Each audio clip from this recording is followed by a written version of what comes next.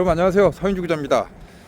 오늘 이제 목요일 이제 생방송을 하는 날입니다. 이 교통방송에 와 있습니다. 이곳이 이제 첨단에 있거든요. 여기 바로 이제 첨단병원. 저희 아들이 태어난 고향 병원입니다. 여기 보면 또 아파트 여기 들어서 있죠. 예전에 롯데 슈퍼가 있었던 곳인데 이 첨단. 이 광주 이제 신도시인데 한 30년이 좀 됐습니다. 기업들 유치, 뭐 삼성이 좀 들어선다 이런 이야기도 있는 것 같습니다. 이 광주가 좀 발전하려면 일자리와 산업이 굉장히 중요하죠. 이 부동산 아파트 논하기 전에 일자리, 또 청년들이 일할 수 있는 양질의 일자리, 대기업 유치, 그런 것들 지금 논의가 많이 되고 있고요. 행정통합, 또 전남광주 특별시 예산 5조, 최대 20조까지 주겠다는 이재명 대통령의 지원 약속도 있습니다. 급물살 타고 있어요. 특별법이 이제 곧 발의가 되고요. 설 끝나고 2월부터는 이제 통과 여부 결정이 될 것 같습니다. 아무튼 광주 전남에 새로운 이 바람과 변화가 있을 것 같은데요. 여기 이제 공공기관 이전, 이게 문화체육관광부라든가 농협, 중앙에 이 농협 같은 경우는 금융과 유통 같이 겸하고 있죠. 굵직한 공공기관, 나주에 광주 전남 혁신도시가 있지 않습니까? 이제 이런 거가 지금 이제 안착을 못했는데 여기 이제 플러스 알파로 새롭게 이제 만들어 보겠다, 들어서겠다라고 지금 엄청나게 노력을 하고 있는데, 오늘은 이 방송에서 제가 공공기관 2차 유치하는 그런 내용들, 현안들, 앞으로의 과정들을 좀 이야기를 해볼 거거든요. 근데 그 내용을 여러분들도 알아두시면 좋을 것 같아서 오늘 그 영상을 같이 카메라에 담아 보도록 하겠습니다. 공공기관 2차 어떤 게 올고 어떻게 준비를 해야 되는지 함께 고민해 보시죠.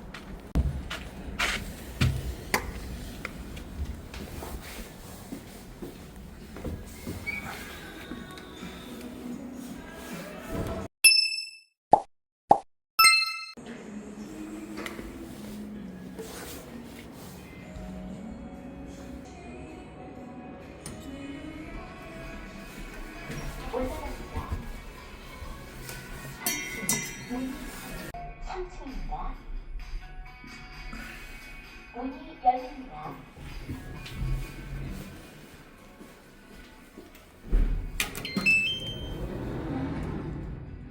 지금 이제 방송국에 대기실로 왔습니다. 자, 목요일에 만납니다. 서 기자가 선택한 오늘의 뉴스. 네, 오늘 이제 이 교통방송 남도 매거진 프로그램에서 생방송으로 뉴스를 진행합니다. 라디오를 통해서 이 방송이 되는데요. 5시 5분부터 한 10분 정도 진행을 하게 됩니다. 그 현장의 대기실의 모습들이 이렇게 이제 구성이 되어 있습니다. 뭐 화장도 하는 이 코너가 있는데 저는 뭐 화장할 일 없으니까 그냥 하도록 하겠습니다. 이렇게 이제 하고 스튜디오에서 오늘 이제 주제, 이재명 정부가 이 지역의 균형 발전을 위해서 이 행정통합하는데요. 여기서 이제 공공기관 2차로 이전하는데 광주 전남에 어떤 것들이 어떻게 오고 어떤 거를 유치하려고 하고 있는지 잘 살펴보십시오. 이게 와야지 또 인구도 좀 늘어나고 이 부동산 아파트 시장에도 영향을 미칠 것 같습니다. 네, 안녕하십니까. 안녕하세요. 네, 안녕하세요.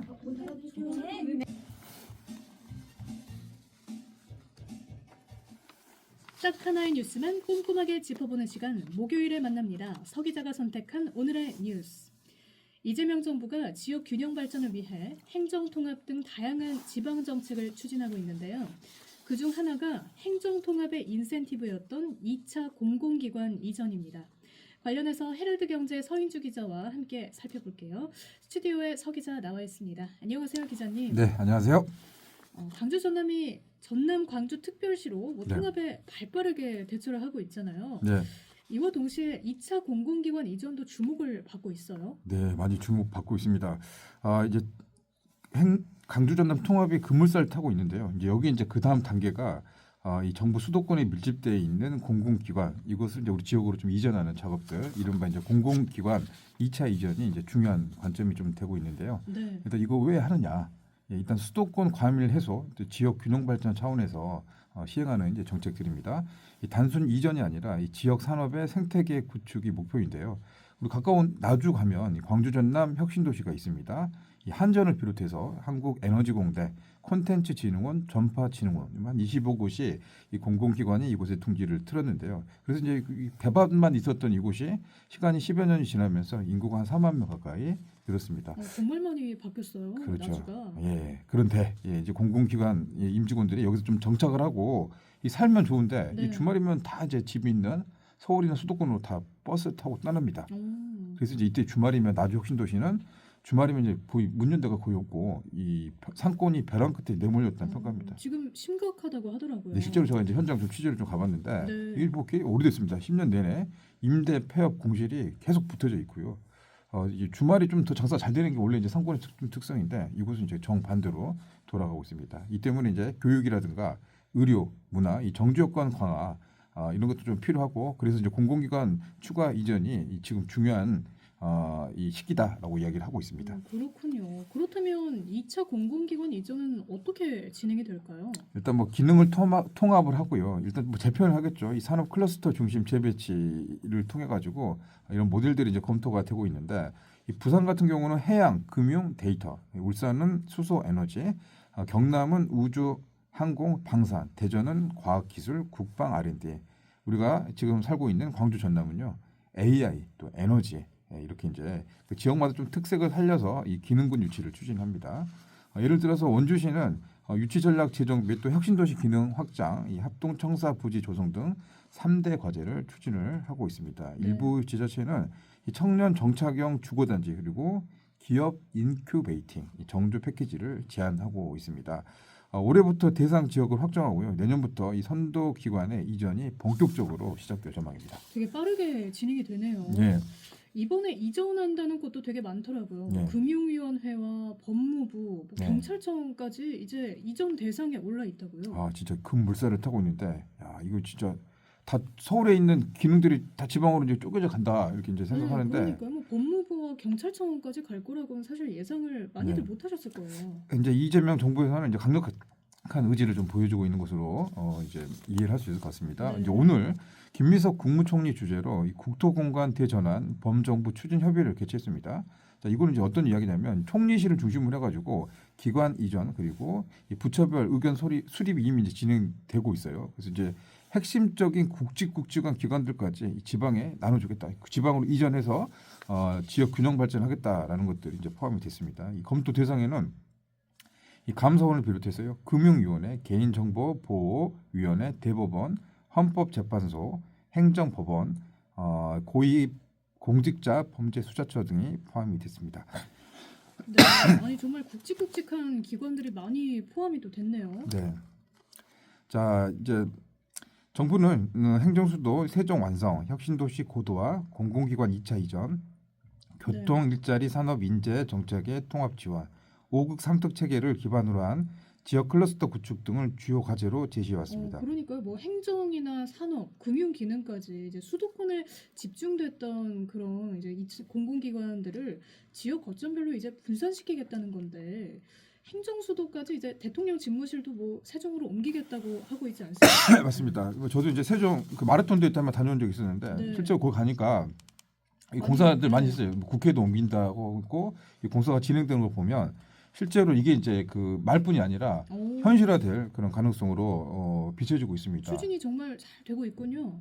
잘 되고 있습니다. 근데 네. 이제 지금 이제 드라이브가 좀 걸렸으니까 이게 공공기관 2차 이전하는 움직임들은 이제 시작이 됐어요. 그래서 이제 네, 이런 네. 이제 전략들 추진 과제들이 이제 우리한테 남아 있는 상황입니다. 그러니까요. 아니 특히 금융권도 그렇고 수도권에 지금 관련 기관들이 굉장히 많은 상황인데 뭐 행정도 그렇지만 뭐 금융까지 이제 올 거라고는 많은 분들이 또 예상을 못 하셨을 거예요. 뭐 금융 쪽은 사실 뭐 많이 밀집이 또 되어 있으니까요. 근데 이곳까지 또 분산을 시킨다는 게 참 파격적인 그런 제안이다 이렇게 볼 수가 있겠네요. 일단 금융기관이 좀 크죠. 이 돈들이 좀 모여 있어야지 네, 이 네. 지역에 이제 그 낙수 효과도 좀 떨어지죠. 사람도 많이 모이고 돈도 모이고 따라올 수밖에 없는 상황입니다. 네. 또 지방 금융 활성화도 그런데 네. 기대가 지금 크잖아요. 네. 근데 그런 만큼 우려의 목소리도 나오고 있죠. 사실 이제 서울이라든가 수도권에 계신 뭐 기관들이라든가 주민들 입장에서는 기존에 가지고 있던 것들이 떨어져 나간다고 네. 생각이 되겠죠. 그 때문에 좀 반발들도 예상이 되고 있습니다. 그러겠네요. 일단 뭐 핵심 인력들이 밖으로 나가고요. 또 기능 효율이 저하되고 지자체가 이 경쟁 이런 리스크가 거론되고 있습니다. 국회 발의를 앞둔 전남 광주 특별시제 이 특별 법안에는 문화체육관광부 또 농림축산식품부 등 일부 정부 부처를 광주 전남으로 이전하자 이런 내용도 포함된 것으로 확인이 됐습니다. 네. 이 단순한 산하 공공기관 유치가 넘어서요. 이 정책을 입안하고 집행하는 중앙행정기관을 직접 품어가지고 이 남북권 수도로 위상을 확보하겠다라는 강력한 의지로도 풀이가 됩니다. 이 통합특별법 수정안, 뭐 오늘도 보면은 뭐 광주시장, 전남도지사가 전국 각지를 돌면서 설명회를 개최하고 있는데 이 법안의 내용을 봤더니 중앙행정기관 이전을 의무화하는 조항을 이제 법에 이제 박아놓은 겁니다. 네. 이 법안이 총 이 406개 이 조항으로 구성됐는데요. 지난 15일에 공개된 초안보다는 30% 가까이 늘어났습니다. 양 시도가 통합의 실익을 극대화하기 위해서요. 행정 재정적 권한을 최대한 촘촘하게 채워 넣었다는 결과입니다. 그렇네요. 아니 지금 뭐 전남하고 광주 쪽에 문체부도 그렇고 네. 농협중앙회 본부 이전 소식까지 이제 네. 가능성이 있다 이런 소식이 좀 들려오면서 기대감도 커지고 있긴 하는데 예, 사실 지금 지역 경제가 어려운 상황이잖아요. 그렇습니다. 부동산 경기도 침체가 되어 있고 이런 이전이 추진이 된다면 활력을 더 띨 수 있는 계기가 또 되겠네요. 그렇습니다. 지금 이게 말들어만 다 들면 광주 전남이 한 단계 좀 도약할 수 있는 그런 이제 계기가 될 것 같습니다. 네. 가장 파격적인 게 중앙 부처 이전입니다. 이거 생각도 못했거든요. 네. 정부에 있는 이제 정부 기관이죠. 문화체육관광부. 광주가 이제 아시아 문화 중심 도시 이렇게 이야기를 하고 있지 않습니까? 네, 네. 상징성 있고 농림축산식품부도 전남이 우리 농도라고 하지 않습니까? 예, 그래서 이제 이런 기관이 좀 명분이 좀 있다라고 볼 수 있을 것 같습니다. 그리고 특별법을 통해서요. 특정 중앙부처 이전을 이제 법에다 이렇게 못 박았습니다. 이런 거는 전례를 좀 찾기 힘든 경우인데 이 광주 전남 행정 통합에 되게 이제 엄청나게 지금 이게 강화돼 대못을 하나 박아서 이걸 이제 드라이브를 걸고 있습니다. 이 두 개 기관이 들어온다면 진짜 광주가 전남이 말대로 농생명 산업과 문화 수도의 그 한 축으로 도약할 기회들이 그러게요. 앞당겨질 것으로 보입니다. 안 그래도 그 농생명 산업수도 즉 농도라고 불리잖아요. 네네. 전남이. 네, 그래서 농협중앙회 이전도 오래 전부터 좀 이전을 추진하려는 그런 움직임이 있어 왔죠. 네, 부처 이전과 함께요. 농업중앙회 본부이죠. 이 법안이 핵심 축을 담당하고 있습니다. 이 법안은 다른 법률에 우선해서요. 농협중앙회 주 사무소를 특별시에 두도록 강제를 했습니다. 이 금융과 유통을 진 거대 조직 농협중앙회 유치함으로써요. 지역 자금의 역의 위치를 받고 지역 경제에 혈맥을 뚫겠다라는 구상입니다. 아니, 특별시가 되면 공공기관 이전에도 특혜를 받을 수 있다고 그러더라고요. 네, 다른 그렇습니다. 지역보다 2배 이상 배정된다고 하던데 그럼 기대해봐도 좋을까요?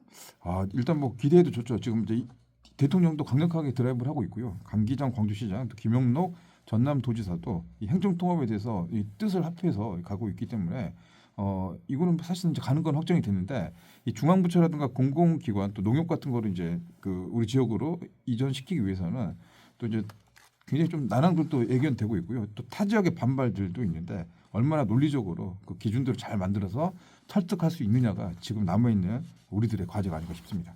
그러니까요. 지금 뭐 2월 말 뭐 국회 통과를 앞두고 있는데 법안이 네, 진통도 예상이 됩니다. 뭐 다른 지역의 반발도 있을 거 당연히 같기도 하고요. 있을 것 같고요. 우리가 보면 이제 그 연애할 때도 밀당이라고 하지 않습니까? 네. 밀고 당기기. 예. 네. 그래서 이거 이제 일단 최대치로 이렇게 한 것 같아요. 예를 들어서 법안에 지역의 인재들을 채용하는 인재 비율도 최대로 올렸어. 근데 네, 다른 지역이 네. 반발하면 예를 들어서 뭐 50에 딱 그래 좀 양보할게 내가. 조금 빼고 그렇죠. 네. 한 40으로 줄여주면서 이제 원하는 거 좀 얻어가는 네. 그런 이제 전략들을 하고 있습니다.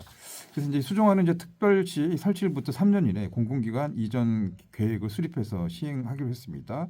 이전 기관에게는 또 그냥 줄 수가 없죠. 이 수당을 또 주고 지원 대책도 마련해야겠습니다.